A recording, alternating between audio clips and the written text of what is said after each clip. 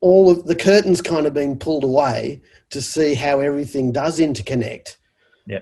And so it's been easier for me to try and go, yeah, cool. With music, it does connect with tourism. It does connect with hospitality, with, it's not just the big names at big festivals. It's also small little cafes that benefit from the duo in the corner. Yeah. It's in education. It's the skills you learn of improvising and expressing yourself that goes off into creative, innovative skills. Yep. And that there's all of these different connections. Adam, Floating with the kind of whole ecosystem. Yeah, absolutely. Yeah. Adam, are you familiar with the Live and Loud sort of initiative that's going on? No, I think that's the Live Music Office. I'm not sure. I've got to check that one out. Well, feel free to. I'll put my email in the chat. Feel free to make contact, and I'll tell you what I know might be of use to you. Yep, great. Yep. Again, networks, connections, finding opportunity. And just a quick thought. When we do our placemaking work, one of the things that we interrogate in terms of conditions is what we call the aesthetic of place, right? And the best way to understand what the aesthetic of place is about is it's the opposite of the aesthetic is the anesthetic, right? And an anesthetic closes down the senses, right? So a place that has a real aesthetic, it's what opens up the senses, right? It's music, it's food, it's art. It's that's where culture for us fits in placemaking, is really understanding how different bits of arts and culture can come together to open up and activate the senses as part of being in a place. So when you think whole systems and you think about what are we doing to really activate our region in terms of taking the whole thing forward, that becomes really critical, right? How do you create a sense of place that is arts and culture and social and economic, environmental, and so on, in tune to where the world needs to go? And so, with that in mind, what I feel like I've probably mentioned a bunch of conditions and there's a whole bunch of structural issues, but the place that I'm trying to shift and help shift that of my community as well as of policymakers is that we've actually got something of value, and that if there's actually, we can do it ourselves and no one's actually going to come with us if we're not helping ourselves, and trying to find those opportunities, the chances for someone to partner to build that then will generate greater value. Yeah, absolutely. Yeah, terrific. Thanks, Adam. Any other thoughts about conditions before? I want to have a quick chat about values and then explain what we'd mean by strategic opportunity risk to set you up to do some thinking before our next session. Margaret, any reflections on conditions, themes, patterns? I've really enjoyed talking in such a multidisciplinary group where we're all coming from different angles, because I've learned so much that I can then sit there and say, okay, what does this mean for Startup Shakeup? Yeah, I think, one of the really powerful things that could be done at very low cost, because it's just the cost of adding this to somebody's role, is how do you more formally build a kind of conditions engine for the region, right? So how do you structure some inputs? Is it someone at Startup Shakeup? Is it someone at the council, if Benalla in this case, or multiple councils who basically on a semi-formal basis convenes a network to say, let's keep an updated view of conditions, so that when Adam's working on his next submission, he just goes to the source and says, what can I have a view of the conditions so I can pull out all that information and put it into my submission. When Joe's doing his, we're trying to review and really understand how do we get the best impact out of some of the investment that could be made. We've got a conditions view, right? And if we're all operating off a shared understanding of the conditions, that becomes a really powerful artifact and engine for community growth and resilience and business planning and all sorts of things. It's like a gem of a resource, which is very That's easy. a brilliant idea, David, and I'm not looking at Jess very much at all.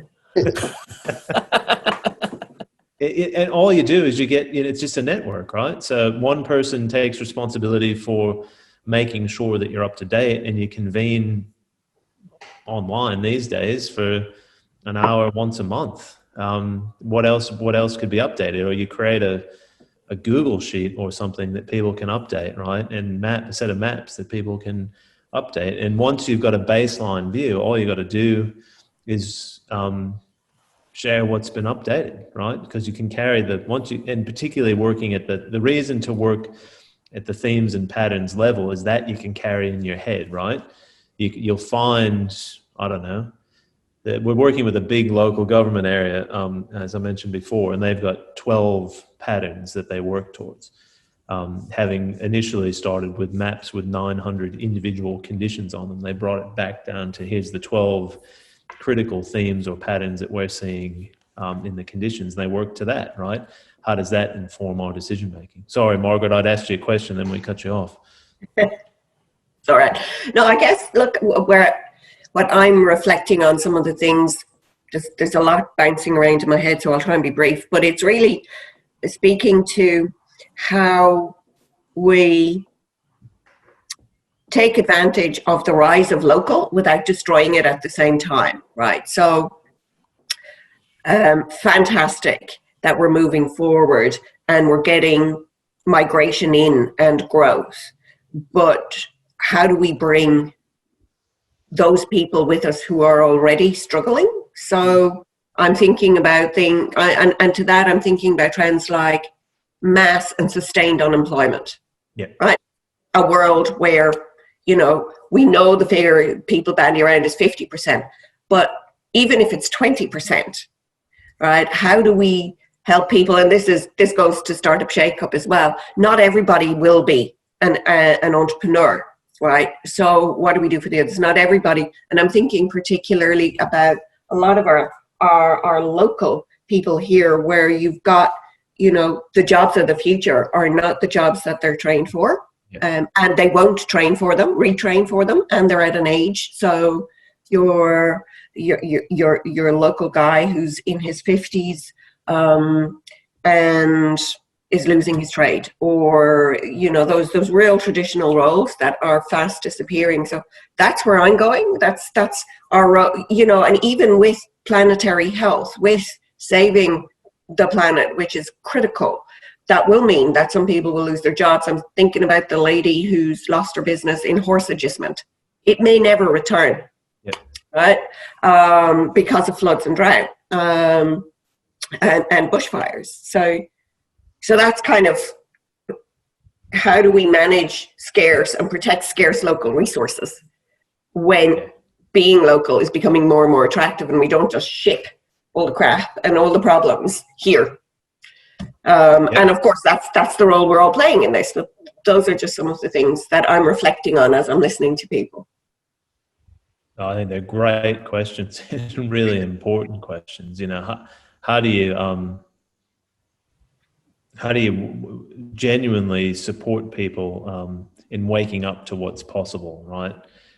In a way that's in tune with what is going to work. And that question about, we haven't done a lot of it recently for the Trump chaos reasons, but when we've done a lot of our deep roll up the sleeves work in disrupted communities in America, that's one of the prevailing issues. Industries have dropped away, and you've got this enormous amount of latent human capability, which is, shows up doing things like driving Ubers because they can't get a job.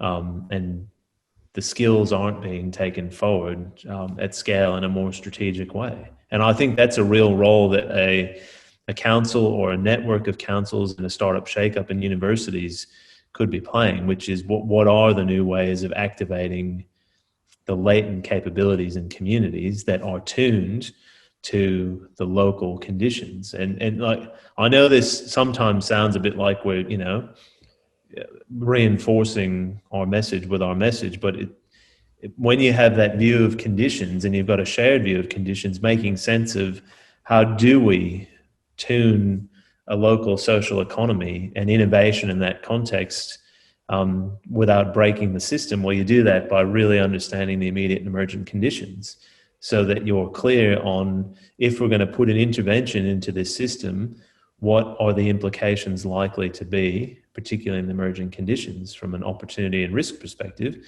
so that we make the best decisions that we can. And it's having that whole systems view that becomes really powerful.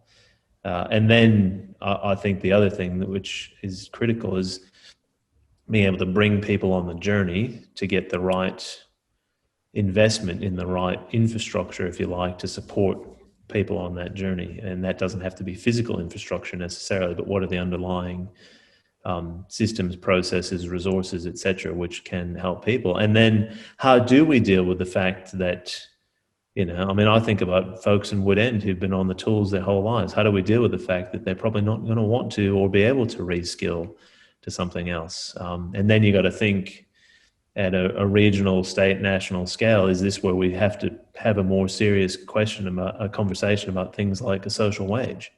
And where does that fit in a climate economy, right? As a part of creating a sustainable future for people and a healthy one.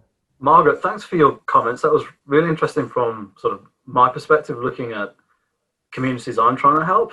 And yeah, I have a similar clash sometimes with the senior management. They've got this viewpoint that Tauranga is very underpopulated and therefore we're a poor council. Our resources are incredibly stretched.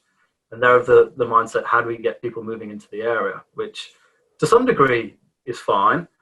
But I do have, the viewpoint also, I've moved to this region because it is so pure and unspoiled and unpopulated too. So it's kind of a fine line for me that we don't want to spoil what is attractive about the area too. So yeah, really insightful comments you had there, and they struck a chord with me. And I think it's part of this whole other conversation of what is progress. Progress is attached to anything that's usually for the benefit of somebody else, but is it actually progress? And we seem to measure success with wages, or the government seems to measure Australia's health through GDP. And I don't think, the older I'm getting, that I agree with those measurements, or that's a happiness scale or a sustainable way of doing things. So yeah, thanks, Margaret, for raising that. It was thought-provoking. I think I've mentioned it before, but if I haven't, or if I have to reinforce it, if you haven't checked out, at least as an alternative view of GDP, the donut theory of economics. Yes. Yeah, that is one very worth having a look at. And, however many hundreds of years ago, Karl Marx, he speaks a lot of truth that's so relevant for now. Yeah.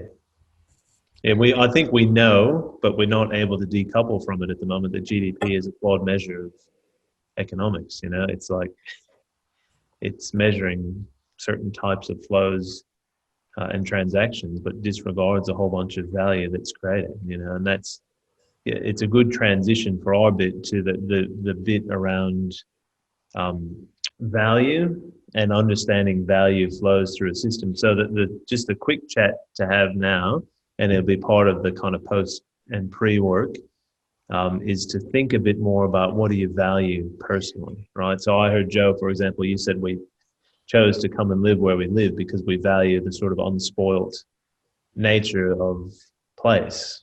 That's a value, right? Very clearly expressed. Margaret, I heard you talk about, in my interpretation, not leaving people behind. Not creating social economic problems on the way through as maybe an expression of some values. So we find that having a conversation around values is really important. One of the conditions that's been reported to us out of the US that is maybe part of what we're all seeing going on is there is no longer a sort of shared set of values in the US. There's been an extreme kind of bifurcation of values.